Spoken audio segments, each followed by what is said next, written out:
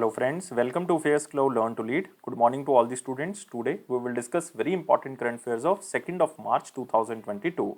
You can see two best images of the day, but today we will discuss very important and the most important current affair. So watch this video till last. But I am requesting you all the students that you have to download our application Careers Cloud from the description box link.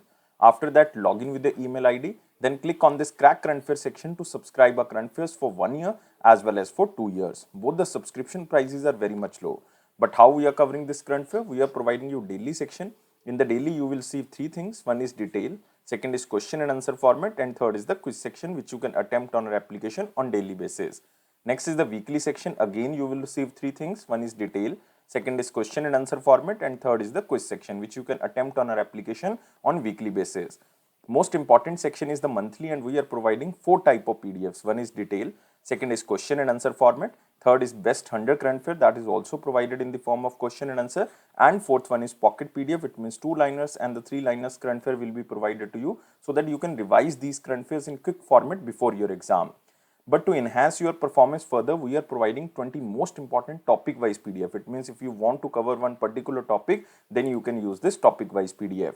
If you are a banking student, we are providing 3 things. One is detail, second is question and answer format, and third is the quiz section. But all these 3 things are only related to banking and economy. And you can attempt this quiz only on our application on monthly basis.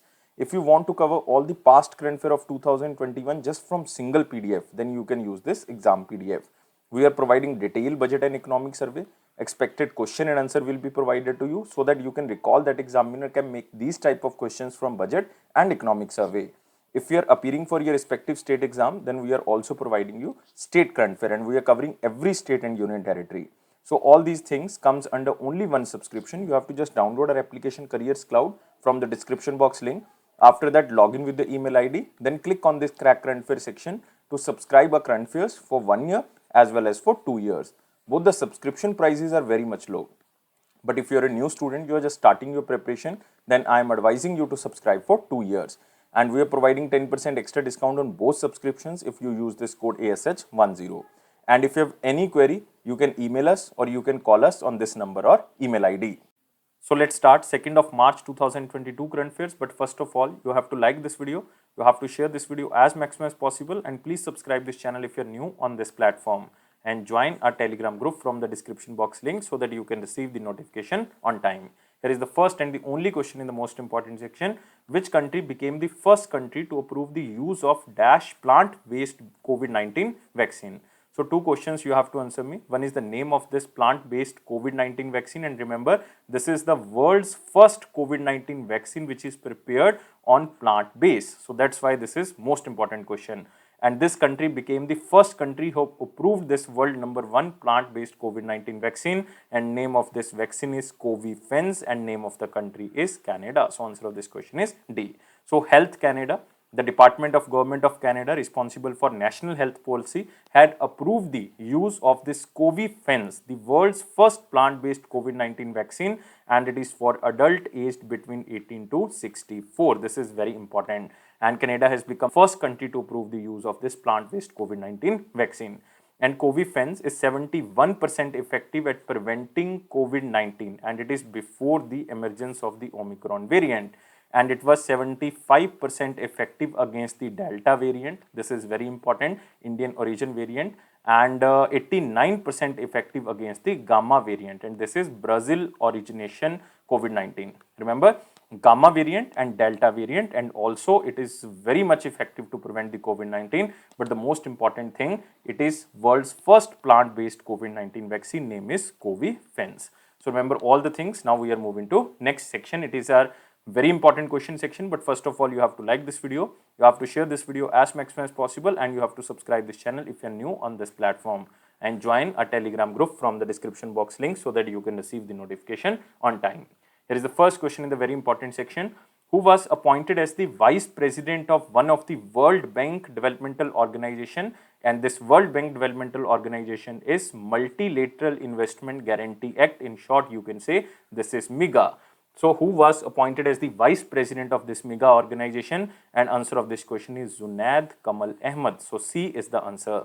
So remember, he is very famous economist and he belongs to Bangladesh basically. And remember, World Bank's India head and Bangladeshi economist Zunaid Kamal Ahmed was appointed as vice president of this institution, and he will assume the charge on 16th of April 2022. And you can see here the picture of Zunaid Kamal Ahmed, the World Bank India head, appointed as the vice president of this organization. So he would lead the operation side in the Multilateral Investment Guarantee Agency. This is very important, and it offers political risk insurance, credit enhancement guarantee to help developing countries. And with this appointment, he became the only second Bangladeshi national to be appointed to such a high position in the World Bank, like vice president of one of the developmental organization of World Bank, because the first Bangladeshi was Faisal Chaudhry. Faisal Chaudhry was the first Bangladeshi national who became the vice president also on the operational side. This person also appointed on the operational side. But you can also remember all the developmental organization or the institutions of World Bank. There are total 5. One is MIGA, you all know now, Multilateral Investment Guarantee Agency. Second is IBRD, this is International Bank of Reconstruction and Development.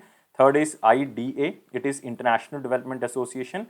Next is IFC, International Finance Corporation. And last one is ICSID, it stands for International Center for Settlement of Investment and Disputes. So these 5 are the developmental institutions of the World Bank. This is also known as World Bank Group. But especially you have to remember about MIGA. This was established in the year of 1988 and its headquarters is in Washington DC, because World Bank headquarters is also in Washington DC, United States of America. So remember who became the vice president or who was appointed as the vice president of this organization. This is Zunaid Kamal Ahmed and he belongs to Bangladesh. Moving to next question. Which bank has tied up with the Mahagram, which is a financial technological platform, to power up the Bank Sakhi project in which state? Again, 2 questions under 1 question. First of all, you have to tell me the name of the bank. Second, this project, Bank Sakhi project, is for which state? And this state is Odisha and name of the bank is Bank of Maharashtra. So answer of this question is C. So Bank of Maharashtra has tied up with the Mahagram to power up the Bank Sakhi project in Odisha. And you can also see here, this is Bank of Maharashtra, and remember the name of the project is Bank Sakhi project. And Mahagram provides financial technology and infrastructure support to augment rural financial inclusion. It means platform will be provided by this Mahagram financial technological company, and the banking assistance or banking services will be provided by Bank of Maharashtra. And Mahagram has boarded more than 11,000 Bank Sakhis or the women on Bharat ATM platform for availing basic banking services to the rural citizens at their doorstep or the next door Karyana store. So this is very important, so that maximum to maximum banking services can be provided to the rural areas. So what can be the main aim of this project? So the main aim of this partnership will provide access to the doorstep and hassle-free banking services to the people of Odisha. And at present, this financial technological organization Mahagram services 15,000 pin codes, and provide basic banking, e-governance and other services, other banking related services through over 7 lakh retail partners. So this is very important. So remember the bank is Bank of Maharashtra, name of the project is Bank Sakhi, and they will implement this Bank Sakhi project with the help of Mahagram in the state of Odisha. And Bank of Maharashtra was established in the year of 1935. Its headquarters is in Pune, Maharashtra. Its managing director and CEO is A.S. Rajiv. A.S. Rajiv. And tagline is One Family, One Bank. One Family, One Bank. Moving to next question. Which ministry launched the 3rd phase of the Monsoon Mission? Again, very important. And this ministry is Ministry of Earth Sciences, not Ministry of Agriculture. So many students answering that Ministry of Agriculture is right. No, Ministry of Earth Sciences launched the 3rd phase of Monsoon Mission. And remember, the first phase was launched in the year of 2012 and it ended in the year of 2017. Second phase again started in 2017, but it ended in 2020 due to COVID-19, so it restricted. Now third phase started in the year of 2022. So it is launched by Ministry of Earth Sciences. So mission Monsoon, third phase to be launched soon. And Monsoon Mission, remember, this is to improve seasonal and intra-seasonal monsoon forecast and medium range forecast. That's why this is very, very important. So the main objective is to improve prediction skill of monsoon weather and climate. and the project will facilitate the international community to work together towards improving understanding of the monsoonal at global level. So this is very important, especially for the farmers who are dependent on the monsoon, so that we can predict and we can predict accurately the seasonal and the intra-seasonal monsoonal forecast before monsoon arrival. So this is very important. And Ministry of Earth Sciences, you can remember the Union Minister is Dr. Jitendra Singh. Dr. Jitendra Singh, and constituency is Udhampur. Udhampur is in Jammu and Kashmir. But you can also remember Minister of Civil Aviation, Jyotiraditya Scindia ji. Ministry of Agriculture, lies with Narendra Singh Tomar ji. Narendra Singh Tomar. Ministry of Electronics and Information Technology lies with Ashwini Vaishnav. Very, very important ministries here. Moving to next question. Who is appointed as the new Chief Executive Officer and President of National E-Governance Division? So the organization which is very important, this is National E-Governance Division. And what is the work of this National E-Governance Division? I will tell you, but the name of this person is Abhishek Singh. Answer of this question is D. And he is currently working as Managing Director and CEO of Digital India Corporation. Digital India Corporation. You can also see here the picture of Abhishek Singh, who is named as the CEO and President of the National E-Governance Division. And he is currently working as the MD and CEO of Digital India Corporation. And he is an IAS officer of 1995 batch, and he belongs to Nagaland cadre. But you can remember what is the role of this National E-Governance Division. So it provides assistance in the program management and implementation of e-governance projects and initiatives undertaken by any ministry, department, by both center and the state government. So this is very important to implement the e-governance infrastructure or to boost the e-governance initiatives which were started by the center or the state government. And remember, this was established in the year of 2009 and its headquarters is in New Delhi. So this is static question. CEO and President of this National E-Governance Division is Abhishek Singh. Moving to next question. Ambit Finvest signed a co-lending agreement with which bank basically for lending to MSME customer. So again, this question is very, very important, especially for the banking student. This Ambit Finvest Private Limited is one of the non-banking financial company, and they signed a co-lending agreement with Union Bank of India so that they can provide some lending facilities to the micro, small and medium enterprise customers. So it enables credit worthiness of the MSMEs in 11 states that are currently covered by Ambit Finvest. So they will provide loans to 11 states because these 11 states are covered by Ambit Finvest. And according to the RBI guidelines, if any co-lending agreement between the NBFC and banking, then NBFC should have to provide minimum to minimum 20% and banks can provide maximum to maximum 80% loans under the co-lending agreement. So this is Union Bank of India. So the main aim to facilitate fast dispersal of credit across different geographies, and the initiative is also part of the Union Bank of India commitment to support the MSMEs by providing tailor-made financial solution and accelerating the growth of MSMEs to contribute to the economic development. And through this partnership, MSMEs that face higher interest rate or those that are excluded from other banking services will enjoy lower interest rates and translating into lower cost of funds, which would help MSMEs with increased capital deployment in business. So they will provide low interest rate loans so that the maximum to maximum amount can be utilized by the MSME in other sectors. And this alliance will ensure underwriting for organizations, positively impacting the credit worthiness of MSMEs, especially in the 11 states which are covered by Ambit Finvest. So remember, Union Bank of India is here. It was established in the year of 1919. Its headquarters is in Mumbai. Managing Director and CEO is Raj Kiran Rai ji. Moving to next question. Next is, which institute developed biodegradable nanoparticle to protect crops from diseases? So remember the keyword under this question. This is biodegradable nanoparticle and it is to protect crops from diseases.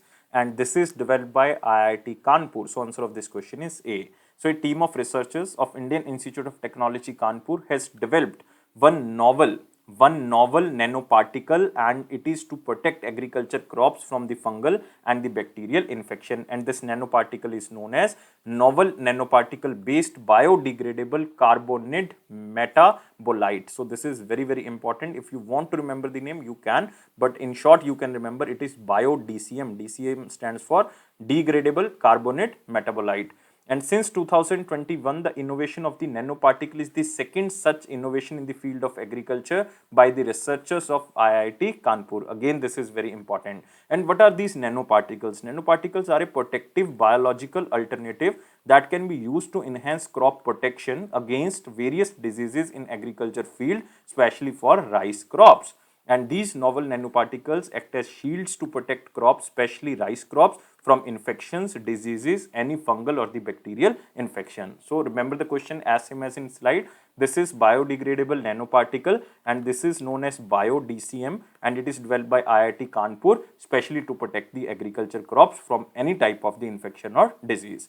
So moving to next question. Which company and Solar Energy Corporation of India has signed a MOU for the green energy objective? Name of this company is Hindustan Petroleum Corporation Limited, who signed an agreement with the Solar Energy Corporation of India, specially for the corporation and for collaboration in the field of renewable energy, for electric mobility and alternative fuels, including the developmental of environmental, social and governance project or ESG projects. And this is HPCL Science MOU with the Solar Corporation of India or Solar Energy Corporation of India. And the MOU was signed to realize green energy objectives and Government of India's efforts toward a carbon neutral economy. Because if we are talking about green energy objectives, especially for the renewable energy, we targeted 175 gigawatt of renewable energy we will produce by the year of 2022, and we will produce 450 gigawatt by the year of 2030 through renewable energy means. And if we are talking about carbon neutral economy, then we targeted till 2070 India will become the carbon neutral economy according to COP26 or United Nations Framework on Climate Change of 2021, which was held in Scotland, Glasgow. And you can also remember that Solar Energy Corporation of India has been forefront of the renewable energy capacity and also engaged in the promotion and development of the various renewable energy resources. And these various type of the renewable energy resources are like solar, wind energy, renewable energy based storage system, waste to energy, trading of solar power, research and development project, as well as the renewable energy based products like green hydrogen, green ammonia, renewable energy powered electric vehicle, but they are more focusing on electric vehicle mobility. So HPCL diversify capacity in the renewable energy sector and electric mobility sector for the development of environment, social and governance project. So this is very important, but you can also remember about this Solar Energy Corporation of India. This was established in the year of 2011 under the Ministry of New and Renewable Energy, and its headquarters is in New Delhi. And who is currently the chairman of this organization? Chairman is Indu Shekhar Chaturvedi, but you can remember Indu Shekhar. Move into next question. Which state launched Naan Muthalvani-Skill development scheme for students? My pronunciation can be wrong, but because it is a South Indian name, Naan Muthalvani. Yes, I think it is right. Naan Muthalvani means I am the first, the youngest Tamil Nadu to conquer the world. I am the first, the youngest Tamil Nadu to conquer the world, and in some areas Muthalvani means chief minister. So Muthalvani also translate to the term chief minister, and this is started by Tamil Nadu government. So answer of this question is C. So remember, Tamil Nadu Chief Minister M.K. Stalin ji launched a skill development scheme for the students named as Naan Muthalvani. And you can also see here very beautiful picture of M.K. Stalin ji. And this is one of the skill development scheme which is started by the state. And it is to improve the educational skills, knowledge, talent and efficiency of 10 lakh youth people annually. Under this scheme, it will hone the skills of a particular individual in a selected sector and will also include training students on their choice of subjects, area, languages, technical know-how and others. And to make all the students and the youth stand out in the spheres of education, research, thought, action and talent, they will provide all type of these skills so that they can be work in the future industry. And under this scheme, the students will be given modern day coding, robotics classes, while experts will mentor them on aspects related to the physical health and behavior also. Even artificial intelligence, cloud learning, these type of the skills can also be enhanced. And the guidance centers will be set up in the schools, while there would be a separate syllabus aimed for the class 9th to class 12th. And this is the state of Tamil Nadu. Chief Minister is M.K. Stalin and Governor is R.N. Ravi. R.N. Ravi, you can remember the name. Earlier it was Banwari Lal Purohit. Last year he was shifted to Punjab, and R.N. Ravi was earlier the governor of Nagaland, but now the governor of Tamil Nadu. And remember, Nagaland's additional charge as a governor given to Jagdish Mukhi, who is currently the governor of Assam. Moving to next question. Prime Minister addresses post-budget webinar on vision of Gati Shakti, which is very famous infrastructure project organized by DPIIT. It stands for Department for Promotion of Industry and Internal Trade under the Ministry of Commerce and Industry. So you can see here, it was a platform for dignitaries, academicians and industry stakeholders to discuss the plans for improving India's logistics sector, especially the infrastructure of logistics sector. And Gati Shakti National Master Plan portal has been developed by the Bhaskaracharya Institute of Space Application and Geoinformatics. And it will provide real-time inputs to the stakeholders through a dynamic geographic information system interface. And state government have been given 1 lakh crore rupees in 2022-23 budget for the infrastructure development under the Prime Minister Gati Shakti project. And the Prime Minister Gati Shakti is a national master plan and it is an integrated plan which will address the missing gaps to ensure seamless movement of the people, goods and services. That's why they are focusing on the logistics sector and this is to improve the infrastructural projects. Now moving to next question, it is again from picture. So this is cabinet approval on 26th of February 2022. Already we covered Prime Minister Gati Shakti project, but this is second national rollout of the Ayushman Bharat Digital Mission, which was recently approved. So it is a mission of Ministry of Health and Family Welfare and its total budget is 1600 crore rupees for the next 5 years and it will be implemented by National Health Authority. And it was launched by Prime Minister Modi ji in September 2021. And question arises, what is the meaning of this Ayushman Bharat Digital Mission? So under this, citizen can create their Ayushman Bharat Digital Health ID and it can be used to integrate all the health records. It means all the health records can be assessed digitally. So you can send your records to your doctor, you can assess your health records digitally. So this is Ayushman Bharat Digital Mission and it comes under the Ministry of Health and Family Welfare. So Mansukh Mandaviya is currently the Union Minister and he is currently the member of Rajya Sabha from Gujarat. Moving to next question. Next is in the important question section, but first of all you have to like this video, share this video as maximum as possible and please subscribe this channel if you are new on this platform and join our Telegram group from the description box link. Here is the question. India and which country renewed bilateral swap agreement or BSA of up to rupees $75 billion and it will start from 28th of February 2022. It means it is already started and this country is Japan. So answer of this question is B. So now the question arises, what is the meaning of this bilateral swap agreement or arrangement? So it is a two-way arrangement where both sides can swap their local currencies, like India can swap rupee and Japan can swap yen. So it is a two-way arrangement where both sides can swap their local currencies in exchange of the US dollar, which means India can acquire dollars from Japan in exchange for rupee and vice versa. So this is very, very important. And main aim to strengthen financial safety nets and further deepen financial cooperation between the two countries, including contribution to the regional as well as global financial stability. And Japan capital is Tokyo, currency is Japanese yen, and Prime Minister is Fumio Kishida. Moving to next question, it is Ganga Brahmaputra Indus water levels to rise by 2050 or till 2100. And this is the report of International Panel on the Climate Change. So there will be a rise in the water levels of the Indus, Ganga and Brahmaputra river basins by the year of 2050 and 2100. So the rise in the water runoff is due to rise of the global warming, especially in the Indus. It is due to accelerated melting snow and increase in the runoff of upper Ganga and Brahmaputra is due to rise in the precipitation, or you can say rise in the rainfall. So remember this organization, International Panel on Climate Change, its headquarters is in Geneva, Switzerland. Move to next section, it is our one-liner important point. Here is the first point. Health Start rating system, FSI, starts star rating for the packaged food. This is very important and the Food Safety and Standards Authority of India is set to introduce a new star rating system, the Health Star rating system for packaged food. So under this, the packaged food will be display the number of stars on the front of the pack, which indicates how healthy, how unhealthy they are depending upon the amount of salt, sugar and fat they have. So this regulation is based on the report from the Indian Institute of Management, Ahmedabad, which conducted a study on the impact of the front of the pack labeling for packaged and the processed foods in India. So now you can check that how many stars are given to this packaged food. According to this, you can eat this food. Next is Ashnir Grover, very famous from the Shark Tank India, resigned as the managing director and director of the board of BharatPe. He was the co-founder and managing director of BharatPe, a leading Indian financial technological company, has resigned as a managing director and director of this company. And Ashnir Grover owns a 9.5% stake worth rupees almost 1900 crore rupees in BharatPe, will continue as a single largest individual shareholder of the company. And BharatPe become 19th Indian startup to become unicorn in 2021.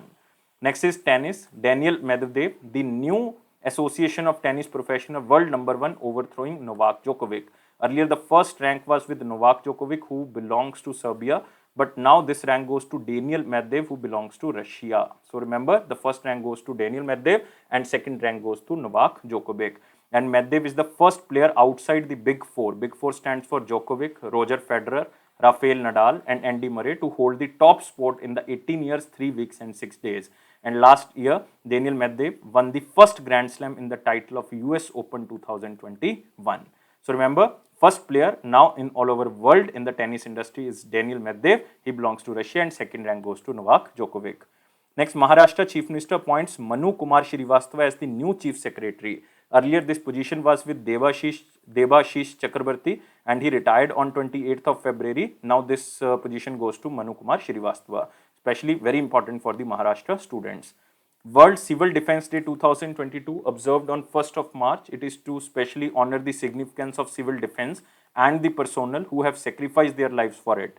And the theme of this day is very much long, you don't have to remember. And the main purpose of this day is to promote the public awareness about the civil defense, civil protection and emergency management in order to better prepare the civilian population to protect itself in the event of an emergency and to reduce the risk of disaster.